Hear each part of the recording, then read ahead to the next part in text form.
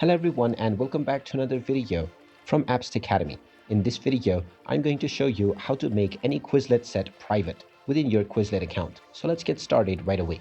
First of all, open up the Quizlet application on your device. And once you open it up, you will be taken into the homepage after logging in using your credentials. From here, you can directly start with various different question sets and quiz.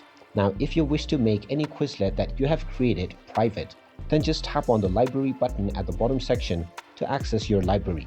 Now, within the flashcard sets section, click on the drop-down menu and choose Created, which will now show you only the sets that you have created yourself.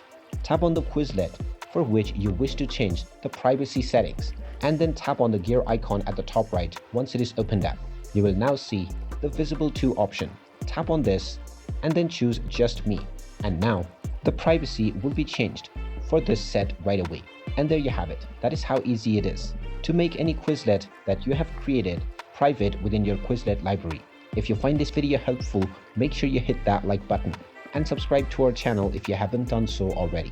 Also ring that notification bell to never miss another update from us. Thank you for watching and I will see you again in the next video.